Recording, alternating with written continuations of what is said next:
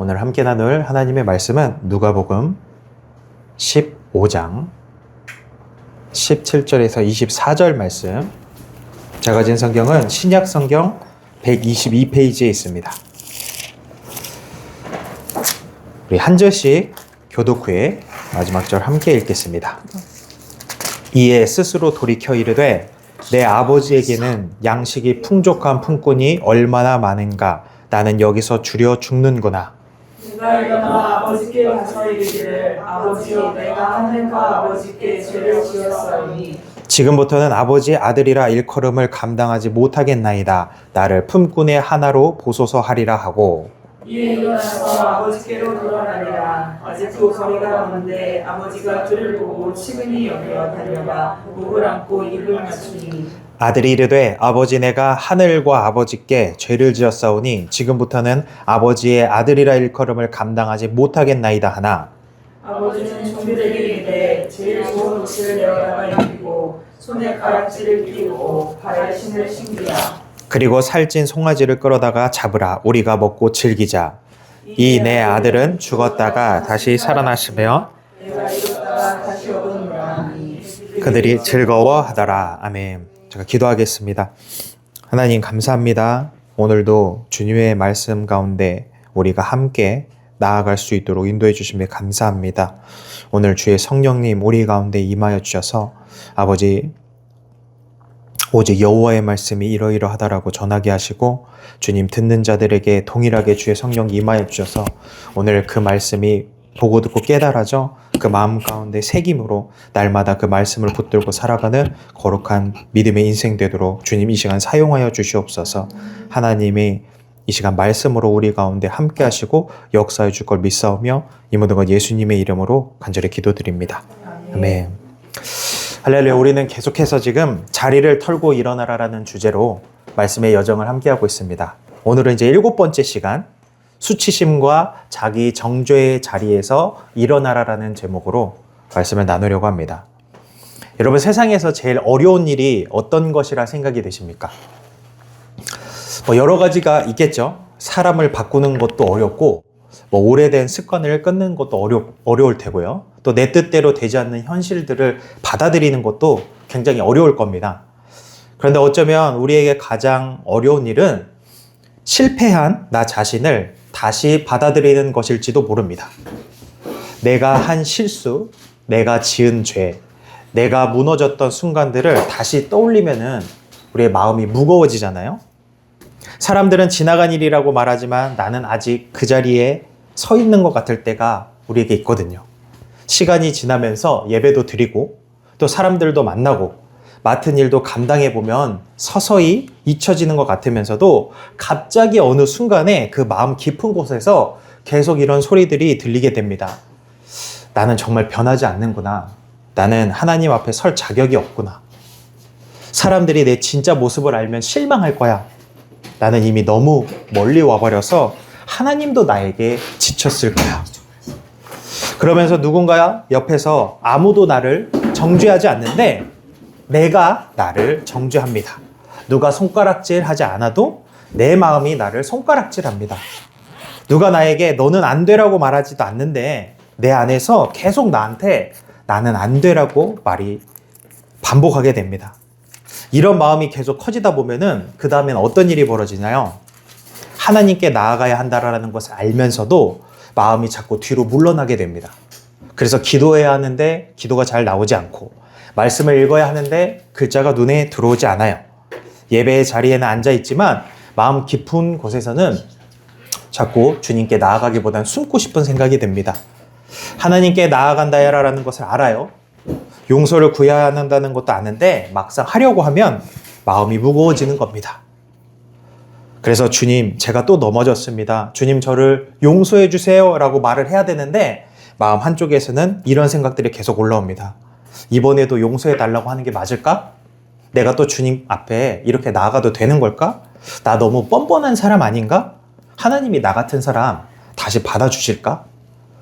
사랑하는 여러분, 그 죄를 지은 뒤에 마음이 아픈 것은 당연한 일입니다.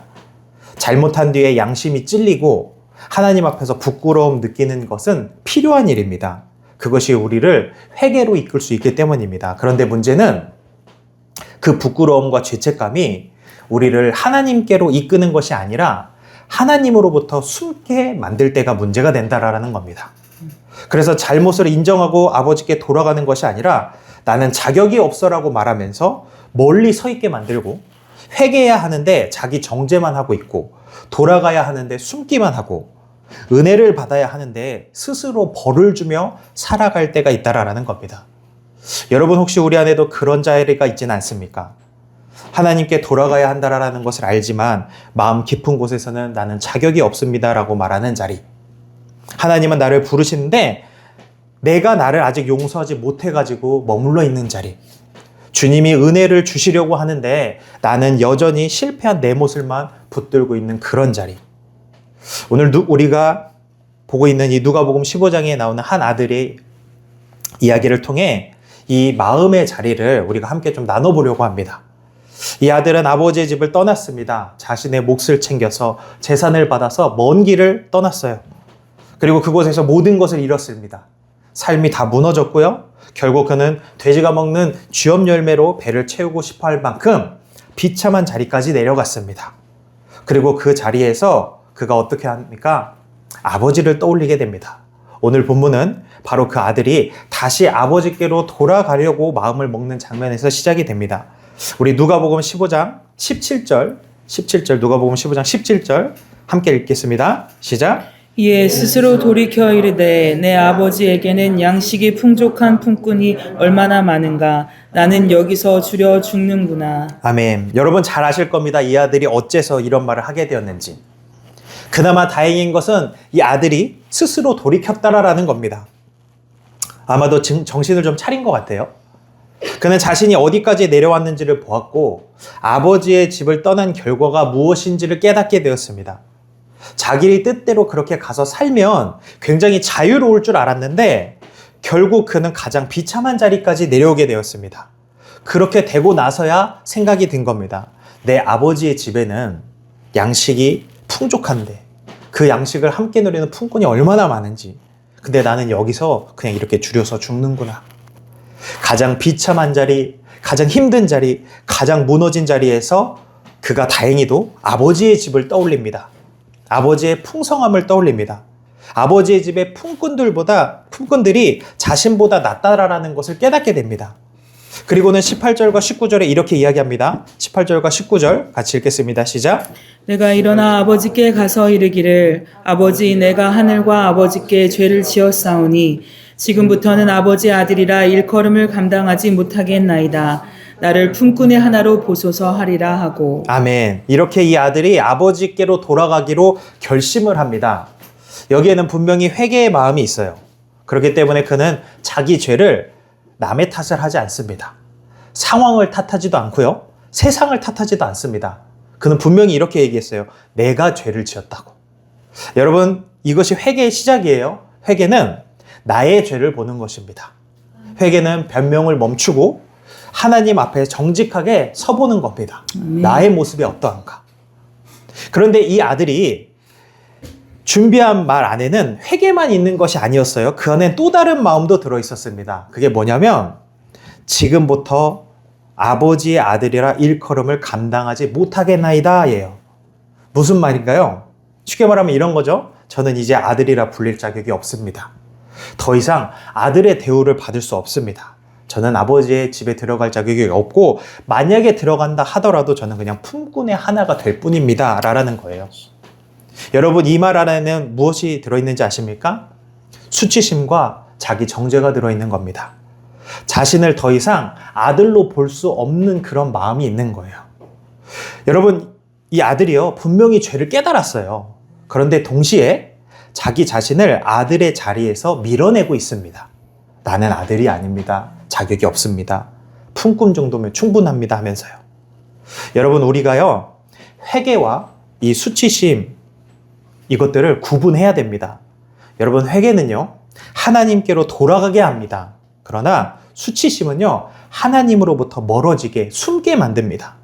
그래서 회개는 이렇게 이야기하게 만들어요. 아버지, 제가 죄를 지었습니다. 아버지께로 돌아가고 싶습니다. 받아주세요. 이렇게 얘기를 하게 만드는데 수치심은 이렇게 말해요.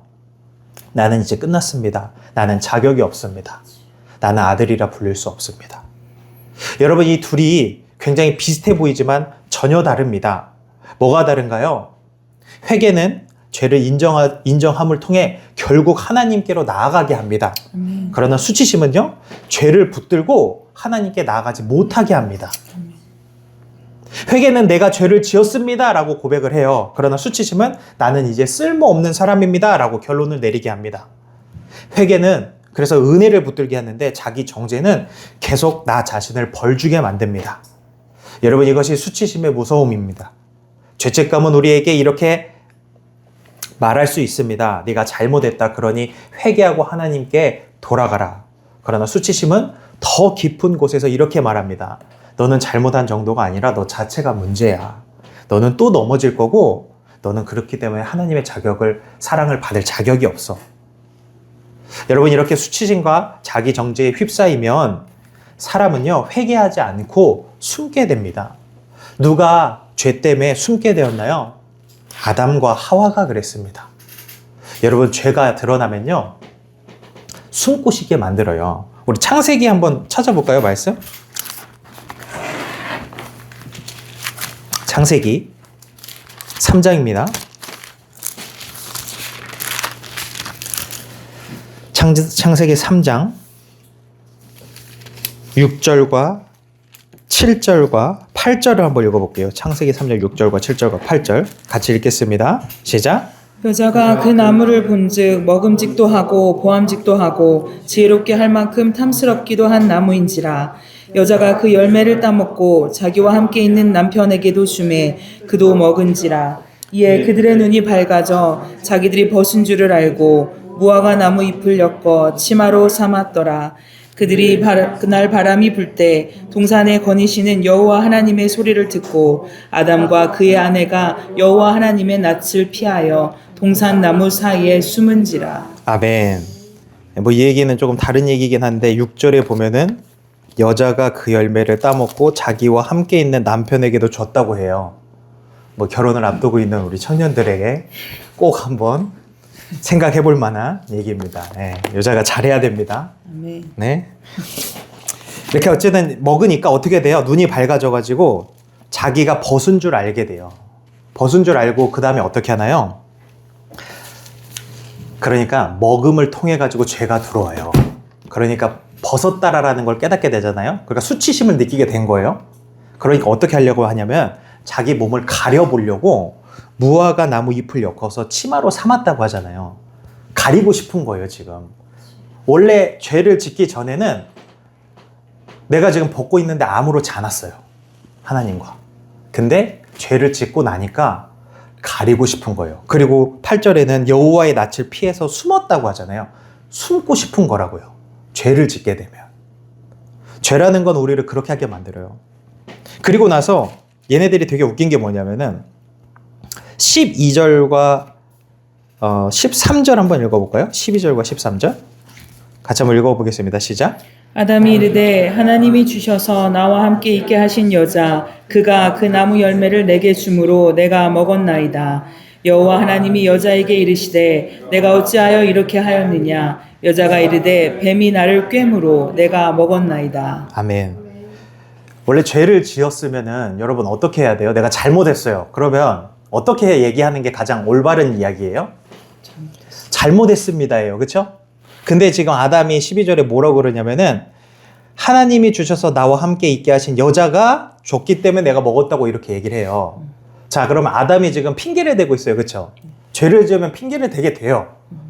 핑계를 대는데 누구 핑계를 대는 거예요? 남다. 누구 핑계 대고 있어요? 아담이? 방금 여기 성경 구절에? 아내 핑계 대요? 하나님 핑계를 대요. 이렇게 얘기하잖아요. 하나님이 주셔서 나와 함께 있게 하신 여자가라고 얘기하잖아요. 맞아요. 2차적으로는 여자가 될 수 있어요. 근데 그 여자를 하나님이 주지 않았습니까? 하면서 그러니까 자기가 잘못을 해놓고 하나님 탓을 하는 거야. 하나님이 이 여자 안 줬으면은 이러지 않았을 거라는 거지. 여자도 13절에 여자도 하와도 얘기하죠. 네가 어째 이렇게 먹었느냐 하니까 여자가 뱀이 줘서 그랬대잖아요. 이거 뱀도 사실은 뱀을 이야기하기보다 또 하나님 탓을 하는 거예요. 왜냐하면 하나님이 만드셨으니까. 그러니까 사람이 죄를 지으면은 숨고 싶고 피하고 싶고요. 그러다가도 더 그 순간을 맞닥뜨리게 되면은 핑계를 자꾸 대고 싶은 게 사람이라고요. 그렇게 죄가 하나님과의 관계를 깨트린 거고 그 죄 속에서 발생한 그런 수치심과 이 모든 것들이 계속해서 숨고 싶게 만드는 거예요. 여러분, 우리도 신앙생활 하다 보면 그럴 때 있잖아요. 죄를 지은 뒤에 하나님께 달려가야 하는데 오히려 하나님과 멀어지는 거. 기도해야 하는데 기도하는 시간 피하고 싶고, 말씀 앞에 서야 하는데 성경책을 덮고, 예배의 자리로 나아가야 하는데 그냥 오늘은 집으로 그냥 가고 싶고, 그러면서 스스로에게 그런 말 할 때 있잖아요. 아, 나는 자격이 없다. 너무 부끄러워서 하나님에게 나갈 수 없다. 근데 여러분, 오늘 이런 말씀 앞에 우리가 스스로에게 이런 질문 해봐야 됩니다. 나는 죄를 가지고 아버지께로 돌아가고 있는가, 아니면 수치심 때문에 아버지 앞에서 숨고 있는지, 나는 회개하려고 하는지 아니면 계속 나를 정죄하고 있는지, 나는 죄를 인정하면서 하나님의 은혜를 구하려고 하는지 아니면 나는 자격이 없다라는 말로 하나님의 은혜를 밀어내고 있는 건 아닌지. 여러분, 이 아들도 고민했어요. 그렇게 고민을 하다가 아버지께로 돌아가기로 결정을 했어요. 그러나 그가 돌아가기로 결심을 했다고 해서 그의 마음이 완전히 자유로웠던 것은 아니었어요. 아버지께 가야 한다라는 것은 알았지만 계속해서 마음 깊은 곳에서는 여전히 이런 생각이 남아있는 거예요. 나는 아들이라고 불릴 자격이 없다라는. 아버지께로 돌아가고 있거든요. 자기 자신을 여전히 그렇게 생각하는 거예요. 아버지의 집으로 향해 걸어가고 있으면서 끊임없이 생각을 했다고요. 아버지가 나를 받아주실까?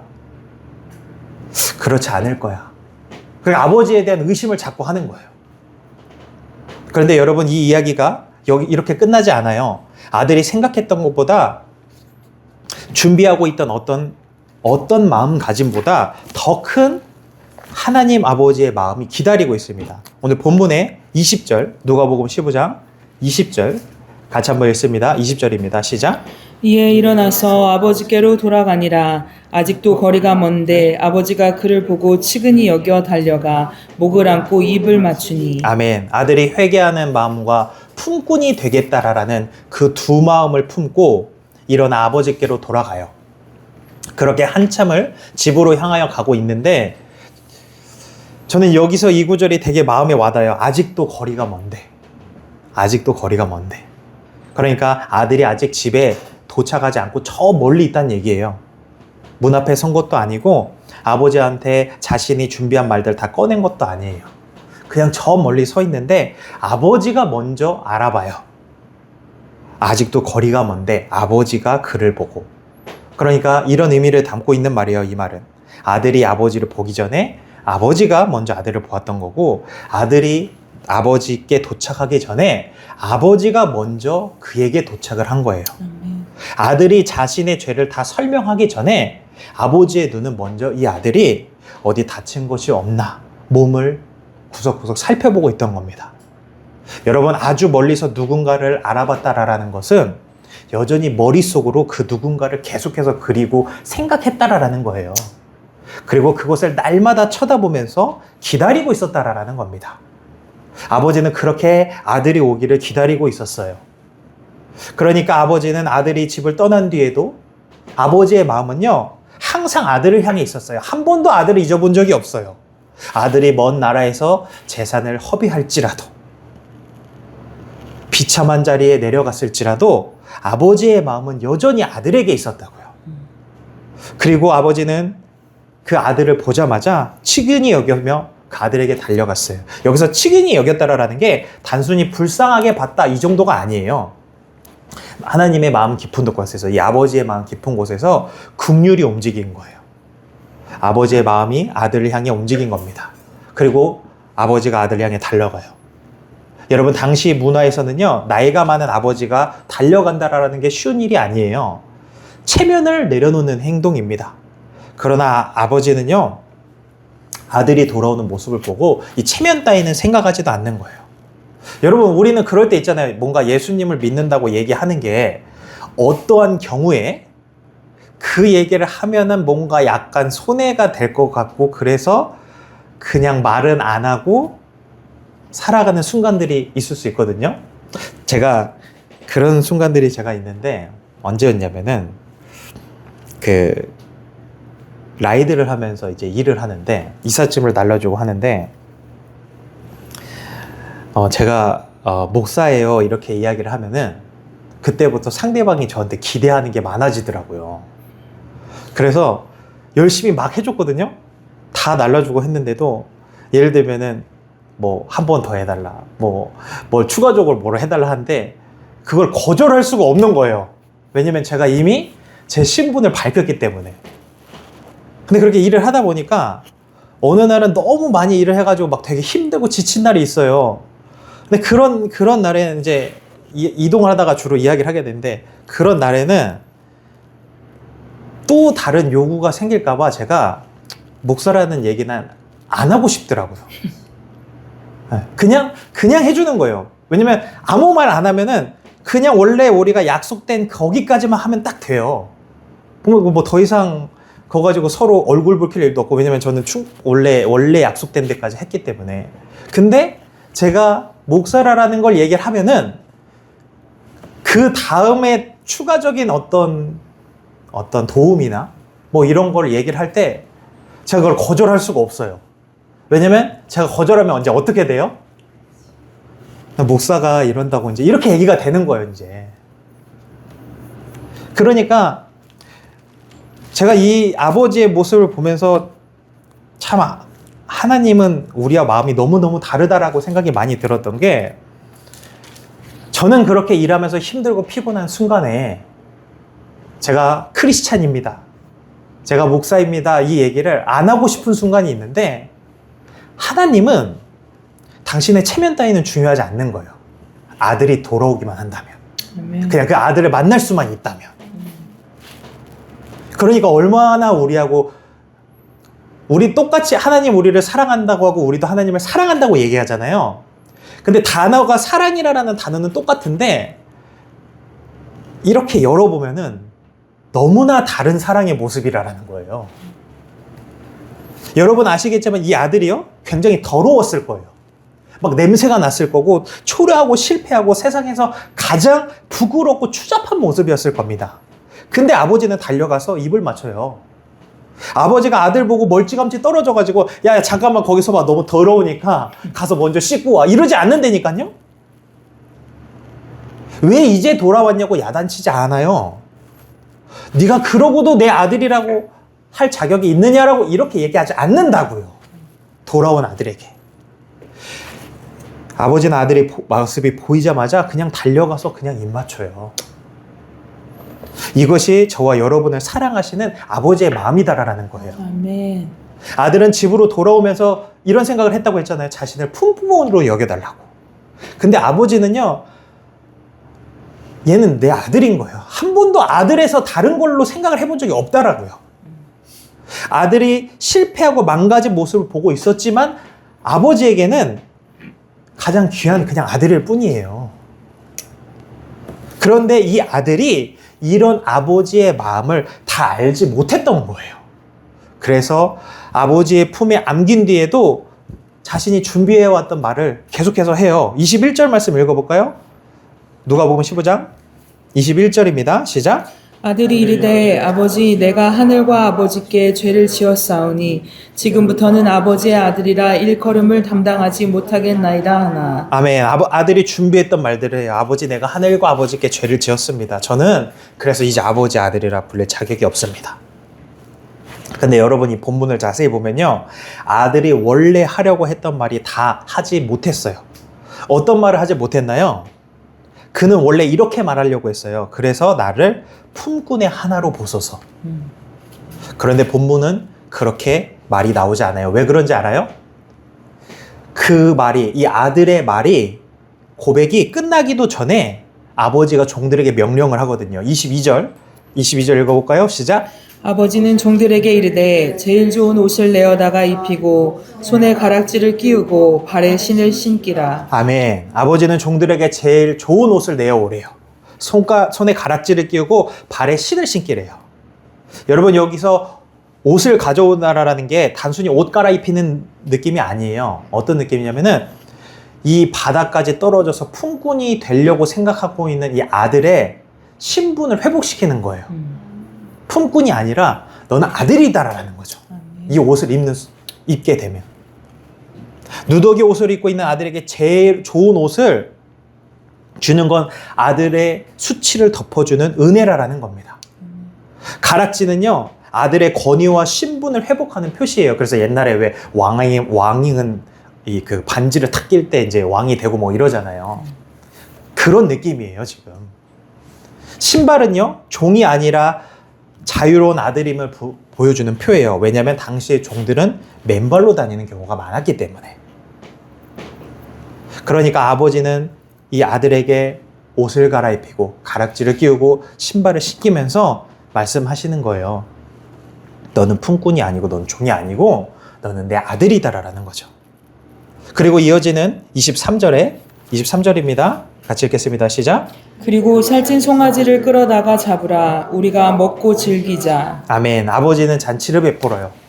여러분, 아들은 벌을 받을 것이라고 생각하면서 왔을 수 있어요.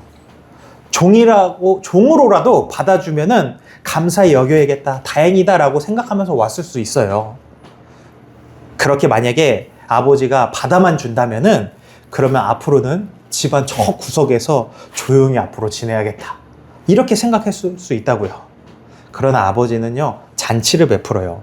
왜 그러냐면 24절 읽겠습니다. 시작. 이 내 아들은 죽었다가 다시 살아났으며 내가 잃었다가 다시 얻었노라 하니 그들이 즐거워하더라. 아멘. 아버지가 말해요. 내 아들은 죽었다가 다시 살아났다. 잃었다가 내가 다시 얻었다. 여러분, 아버지의 관심은요, 지금 아들이 가지고 있는 어떤 수치나 어떤 모습도 아니었어요. 아버지의 관심은 그냥 아들이 돌아왔다라는 거예요. 아버지의 마음에는, 그리고 이게 가장 큰 기쁨이에요. 얘가 이전에 어떻게 살았고 어떤 죄를 범했고 어떻게 무너졌고 뭘 허비했고 뭘 잘못했고, 아버지에겐 그게 중요한 게 아니었어요.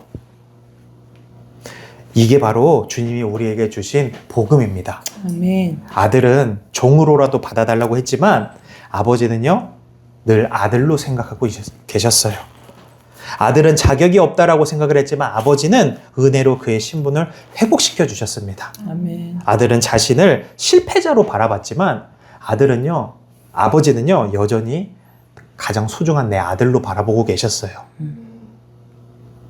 이 안에는 하나님의 마음이 담겨져 있습니다.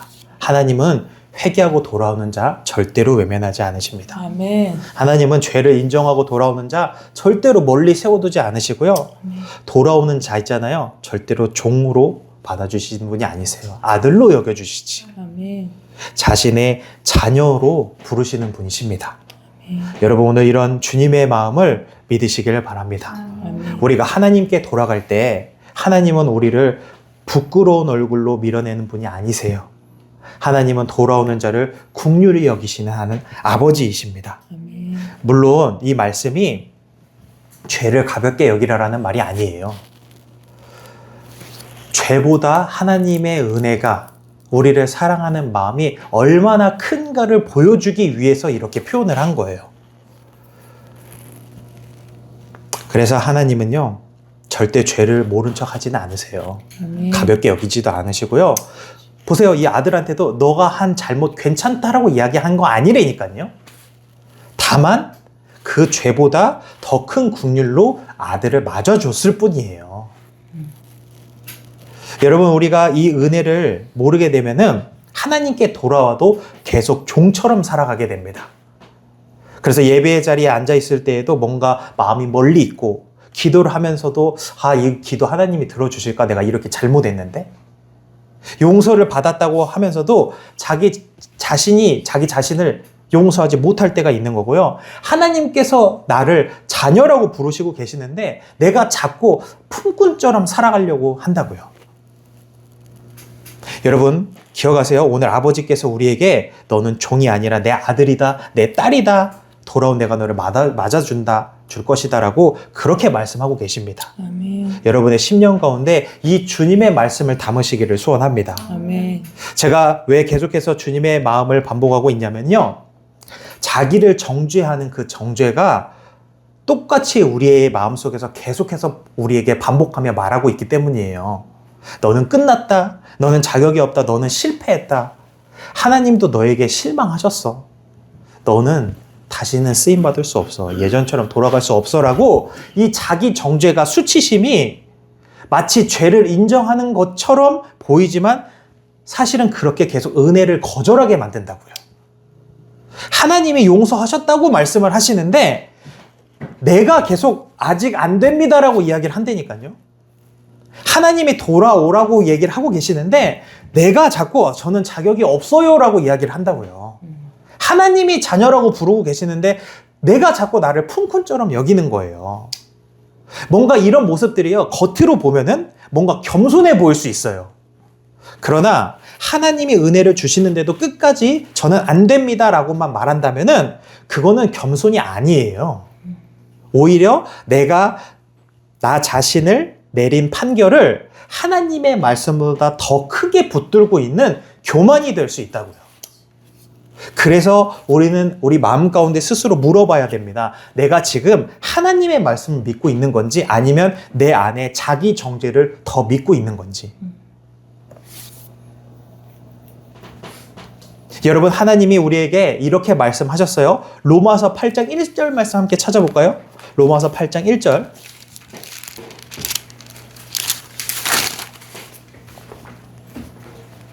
로마서 8장 1절입니다. 같이 한번 읽겠습니다. 시작.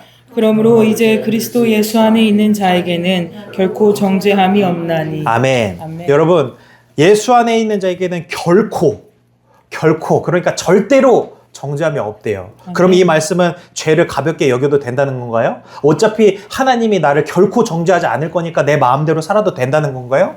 그런 말이 아니에요. 복음 앞에 선 사람은요, 자기 죄를 더 정직하게 볼 수밖에 없고요. 그래서 하나님 앞에 더 올바른 모습으로 살아갈 수밖에 없다라는 거예요. 그래서 아버지를 떠올린 탕자가 자기 죄를 먼저 보았던 거예요. 그리고 그는 자기 죄를 부정하지 않았어요. 변명하지도 않고요. 그 죄를 가볍게 여기지 않았어요. 그러니까 자기가 품꾼이 되겠다고 한 거잖아요. 그러나 복음은 그 죄를 인정하고 돌아오는 자에게 하나님의 마지막 말씀이 뭐냐면은 정죄가 아니라 은혜라는 것을 선포해 준다라는 거예요. 그리스도 예수 안에 있는 자에게는 결코 정죄함이 없나니. 아멘. 결코라라는 말이 얼마나 귀한가요? 여러분 우리가 사실 결코라라는 그 하나님의 은혜를 받을 만큼 세상에서 바르게 의롭게 살아가나요? 그러지 않아요. 결코라라는 말이 무색하리만큼 굉장히 죄 가운데 살아간다고요. 그런데 하나님은 우리에게 결단코 정죄하지 않겠다라고 말씀을 하고 계신다고요. 그 말은요, 우리가 상태 좋을 때만 정죄함이 없다라고 말하는 것도 아니고요, 실수를 적게 했을 때만 정죄함이 없다고 말하는 게 아니에요. 그리스도 안에 있기만 한다면, 그러면 결코 정죄함이 없다라는 거예요. 그건 결코 우리의 죄가 작아서가 아니고요, 우리의 잘못이 별거 아니어서가 아니고 우리가 괜찮은 사람이어서가 아니에요. 하나님의 사랑이 너무나 크기 때문이다라는 거예요. 아멘. 예수님께서 우리의 죄를 담당하셨기 때문이고 십자가에서 우리의 모든 죄를 대신하여 주님께서 죄값을 치렀기 때문이다라는 거예요. 아멘. 즉 하나님의 은혜가 우리의 그 어떠한 죄보다 크기 때문이다라고 이야기를 하고 있다고요. 아멘. 여러분 자기 정죄는 끊임없이 여러분의 마음속에 이렇게 이야기할 거예요. 너는 끝났다라고. 넌 자격이 없고 너는 아들이라고 불릴 수 없다라고. 그런데 복음은 여러분에게 계속해서 말하고 있습니다. 그리스도 안에는 정죄함이 없다. 아멘. 자격 없는 자를 은혜로 부르신다. 아멘. 이는 죽었다가 살아온 내 아들이다. 아멘. 사랑하는 여러분, 우리는 어떤 말을 더 믿고 살아가십니까? 내 마음속에 자기 정죄의 말입니까? 아니면 하나님의 은혜의 말씀입니까? 우리가 계속 자기 정죄의 말만 듣고 있으면 아버지의 집에 돌아와서도 잔치에 들어가지 못할 수 있어요. 아버지가 옷을 입혀주시려고 하는데도 계속 누더기 옷을 입고 있으려고 할 수 있고요. 아버지가 가락지를 끼워주려고 하는데도 자꾸 내 더러운 손만 보고 있을 수 있다고요. 아버지가 신을 신겨주려고 하는데도 계속 나는 품꾼이라 신을 신을 수 없습니다. 맨발로 그렇게 서 있으려고 할 수 있다고요. 여러분, 자기 정죄의 말에 귀 기울이지 마시고 은혜의 말씀에 귀 기울이십시오. 아멘. 여러분, 은혜는 죄를 덮어버리는 것이 아니라 죄인을 다시 살리는 것입니다. 아멘. 은혜는 죄를 가볍게 만드는 게 아니고요. 죄에서 돌아온 사람을 다시 하나님의 자녀의 자리로 세워주는 것입니다. 아멘. 은혜는요, 자기 정죄보다 훨씬 더 큽니다. 그러므로 우리는 주님 앞에 이런 고백이 있었으면 좋겠어요. 주님, 제가 죄를 지었습니다. 아버지를 떠났습니다. 제 뜻대로 살았습니다. 그러나 주님 이제 아버지께로 돌아갑니다. 제 정죄가 아니라 주님의 은혜를 믿겠습니다. 아멘. 제 수치가 아니라 주님의 십자가를 붙들겠습니다.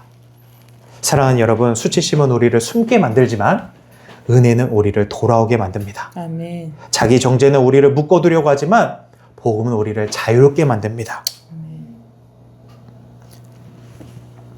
이 은혜 앞에 이제 우리는 어떻게 반응하느냐가 우리에게 가장 중요한 점입니다. 은혜를 들었지만 계속 숨어 있을 수 있고요. 은혜를 붙들고 아버지께 돌아갔을 수도 있습니다. 여러분, 이 둘 중에 어떻게 반응하실 건가요? 은혜를 붙들고 아버지께 돌아가려면요. 첫째는 자기 정죄의 말에 머물지 말고 그 마음을 가지고 아버지께 나아가야 됩니다. 아멘. 우리는 이미 앞에서 자기 정죄가 우리 마음에 어떤 말을 하는지 다 살펴봤습니다. 그런데 중요한 것은 끝났다 안 된다 이런 말이 들리지 않는 사람이 되자라는 게 아니고요. 때로는 그 말이 우리 마음속에 계속 다시 올라오고 되뇌어질지라도 우리가 믿음의 걸음을 걷는다라는 건 그 말이 들릴 때 그 자리에서 주저앉는 게 아니라 그 말까지도 가지고 하나님 앞에 나아가는 거다라는 거예요. 아멘. 그래서 자기 정죄의 말이 들릴 때 얼른 감지하고 하나님 앞에 고백하는 겁니다. 주님, 제 마음에 아직도 저를 정죄하는 말이 있습니다. 주님, 저는 아직도 제가 자격이 없다고 느껴집니다. 주님, 저는 아직도 제 실패를 붙들려 하고 있습니다. 그러나 주님, 이 모든 마음을 가지고 내가 아버지께로 나아갑니다. 아멘. 수치심은 우리를 숨게 만들지만 믿음은요, 그 수치심까지도 자기 정죄까지도 가지고 하나님 앞에 나아가게 합니다. 그러므로 하나님께 나아간다라는 것은 자기 정죄의 말을 완전히 이겨낸 다음에 돌아가는 게 아니고요. 그 말이 아직 남아 있어도 그래도 아버지께로 돌아가는 것입니다. 아멘. 둘째는요, 죄를 변명하지 않고 정직하게 고백하는 거예요. 탕자가 말했어요. 아버지, 내가 하늘과 아버지에게 죄를 지었습니다. 이 과정이 우리에게 매우 중요해요. 여러분, 우리가 오해하면 안 되는 것이 은혜가 죄를 부정하는 게 아닙니다. 은혜는 죄를 가볍게 여기는 것도 아니고 아버지께로 돌아가는 길은 변명하는 길이 아니에요. 정직하게 고백을 하는 거지. 주님, 제가 죄를 지었다고. 주님 뜻대로 살지 못했다고. 아버지의 마음을 떠났다고. 주님, 제가 잘못했다고. 여러분, 회개라는 과정이 나를 죄책감에 휩싸이게 하려고 있는 것이 아니에요. 아멘. 회개는 아버지께로 돌아가기 위해 존재하는 겁니다. 그럼에도 죄를 숨기면 수치심이 더 깊어질 수밖에 없어요. 변명하게 되면요, 회복이 늦어집니다. 그러나 죄를 주님 앞에 정직하게 고백하면은 그때부터 은혜의 자리에 서게 되는 거예요. 그래서 정직하게 고백하는 순간은 죄가 드러나 수치심이 증폭되는 자리가 아니고요, 하나님의 은혜로 회복되는 자리다라는 거예요. 여러분, 그렇기 때문에 죄를 지었을 때 주님 앞에 정직하게 고백하며 나아가는 저와 여러분 되기를 소원합니다. 아멘. 셋째, 아버지가 주시는 자녀의 자리를 받아들여야 돼요. 탕자는요, 자신을 품꾼으로 생각했어요. 그러나 아버지는 그를 아들로 맞아주셨습니다. 우리도 그럴 때 있어요. 하나님이 용서하셨는데 내가 나를 계속 벌하려고 할 때, 하나님이 자녀라고 부르시는데 내가 자꾸 종이 되려고 할 때, 숨으려고 할 때, 자격이 없다라고 생각할 때. 근데 여러분 꼭 기억하세요. 은혜를 받아들이는 것도 그것도 믿음이에요. 그러니까 하나님이 우리를 덮어주겠다, 감싸주겠다, 그냥 아들로 받아주겠다라는 거를 그대로 그냥 받아들이는 것도 믿음이라고요. 근데 우리가 자꾸 죄책감 때문에 내가 과연 될까? 하나님이 이런 나도 받아줄까? 자꾸 이렇게 생각을 하는 건 그건 믿음이 아니다라는 거예요. 우린 그렇게 생각을 할 때가 있잖아요. 그게 뭐랄까 회개하고 돌이키는 더 뭔가 믿음 같아 보이잖아요. 근데 그게 아니고 하나님이 나를 자녀 삼아주겠다라는 걸 그냥 그대로 받아들이는 게 믿음이다라고요. 여러분, 하나님이 여러분을 자녀 삼아준 거 여러분이 뭘 잘해서 자녀 삼아주셨나요? 우리가 뭘 잘해가지고 우리가 뭐가 굉장히 의로워가지고 하나님이 우리를 택해 주신 거예요? 예수님이 우리 때문에 죽으신 이유가 우리가 뭔가 잘하고 있다가 어떤 넘어지는 순간들이 있었고 잘못하는 순간들이 있어서 그것 때문에 예수님이 우리를 위해 죽으신 거예요? 아니에요. 그냥 태어날 때부터 죄된 사람들인데 그냥 이 사람들을 너무나 하나님이 사랑해가지고 자기 아들을 주신 게 복음이다라고요. 그러니까 값없이 받은 거예요, 말하자면. 그거를 그냥 받아들이는 게 믿음이에요. 근데 자꾸 그거를 밀어낼 때가 있다고요. 여러분, 은혜를 받아들이는 것이 믿음입니다. 그래서 우리 안에 이런 고백이 있어야 돼요. 주님, 제가 자격이 있어서가 아니라 주님의 은혜로 난 주님의 자녀가 된 것입니다. 아멘. 주님, 제가 완벽해서가 아니라 주님의 긍휼 때문에 다시 일어설 수 있는 겁니다. 아멘. 주님, 제가 정죄하는 말보다 그래서 주님의 말씀을 더 믿겠습니다. 아버지께서 주시는 그 자녀의 자리를 내가 믿음으로 받겠습니다. 여러분, 수치심의 자리에서 일어난다라는 것은 죄를 잊어버리는 것이 아니고요. 죄를 가지고 아버지께로 돌아가는 겁니다. 아멘. 그리고 아버지의 은혜 안에서 다시 자녀의 자리로 서는 것입니다. 말씀을 정리합니다. 수치심과 자기 정죄는 끊임없이 우리에게 자녀의 자격 없음을, 실패했음을 말할 겁니다. 그러나 복음은 우리에게 다르게 이야기할 거예요. 아버지께로 돌아오라고. 그리스도 안에 정죄함이 없다고. 회개하고 돌아오는 자는 은혜로 맞아주신다고. 사랑하는 여러분, 분명하게 말합니다. 죄는요, 가볍게 여길 수 없습니다. 우리는 죄를 변명해서도 안 되고 숨겨서도 안 됩니다. 죄에 대해 민감하게 반응해야 됩니다. 하나님 앞에서 죄는 반드시 회개해야 할 문제입니다. 그러나 우리가 연약함으로 넘어졌을 때 그 죄와 실패 이후에 찾아오는 수치심이 우리를 하나님으로부터 더 멀어지게 해서는 안 됩니다. 수치심은 끊임없이 이야기를 할 거예요. 자기 정죄도. 그러나 우리는 회개하고 주님께로 나아가야 됩니다. 아버지께로 고백해야 됩니다. 그리고 은혜를 구해야 됩니다. 오늘 주님은 우리가 숨어있는 자리까지 찾아오십니다. 가장 낮은 자리까지. 자기 정죄에 묶여있는 자리까지 찾아오십니다. 내가 스스로 나는 자격이 없다라고 생각하며 주저앉아 있는 그 자리까지도 주님은 찾아오시는 분이십니다. 왜 찾아오신 건가요? 우리를 정죄하기 위해서가 아닙니다. 다시 아버지의 자녀로 삼아주시려고 오신 겁니다. 그래서 주님은 말씀하세요. 숨지 말고 내게로 나아오라고. 내 실패가 내 은혜보다 크지 않다고. 내가 너를 다시 일으킬 거라고. 우린 여기서 다시 요한복음 5장의 그 38년 된 병자를 떠올려 볼 수 있어요. 예수님은 그 사람을 일으키신 뒤에 다시 만나셔서 말씀하셨습니다. 보라, 네가 나았으니 더 심한 것이 생기지 않게 다시는 죄를 범하지 말라. 예수님도 죄를 가볍게 여기지 않으셨어요. 그러나 그 사람을 포기하지도 않으셨습니다. 주님은 죄의 자리에서 우리를 일으키시고 다시 그 자리로 돌아가지 말라고 말씀하시는 분이세요. 실패와 수치심의 자리에서 숨지 말고 은혜 안에서 다시 아버지께로 돌아오라고 말씀하십니다. 사랑하는 여러분, 여러분이 실패했다고 해서 죄의 자리에 빠졌다고 해서 하나님께 나아갈 길이 닫힌 것이 아닙니다. 넘어졌다고 해서 아버지의 집으로 돌아올 수 없는 것이 아니에요. 부끄럽다고 해서 하나님의 은혜가 멈춘 것이 아닙니다. 수치심은 우리를 숨게 만들지만 아버지의 은혜는 우리를 다시 부르십니다. 자기 정죄는 너를 끝났다라고 말하지만 복음은 아버지께 돌아오라고 말합니다. 내 마음은 나는 자격이 없다라고 말하지만 아버지는 너는 내 자녀다라고 말합니다. 그러므로 오늘 그 자리에 더 오래 머물지 마십시오. 숨은 자리에서 나오시고 자기 정죄의 자리에서 돌아서시고 아버지의 은혜 안으로 걸어 나오십시오. 아버지는 돌아오는 자를 절대로 외면하지 않으십니다. 회개하고 나오는 자를 멀리 세워두지 않으시고요.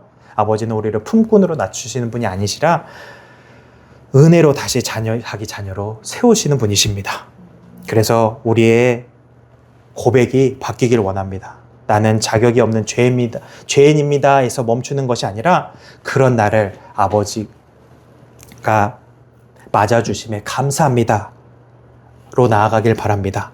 나는 끝났습니다 해서 멈추는 것이 아니라 그리스도 안에는 결코 정죄함이 없습니다 라고 나아가길 원합니다. 여러분, 숨지 마시고 자기 정죄의 자리에서 더 오래 머물지 마십시오. 아버지께로 돌아오십시오. 아버지는 자신에게로 돌아오는 자는 그 어떤 것보다 기뻐하시는 분이십니다. 저는 오늘 저와 여러분이 이 말씀을 우리 마음 가운데 잘 새겨져서 우리가 신앙생활 하다가 혹 넘어졌을 때 내가 하나님 앞에 큰 죄를 지어서 아주 크나큰 죄책감에 시달리고 있는 그 순간에 자기 정죄에 묶여있는 그 순간에 이 말씀을 다시 생각함으로 여러분이 그곳에서 벗어나 아버지의 은혜의 자리로 다시 나오는 저와 여러분 되기를 주님의 이름으로 축원합니다.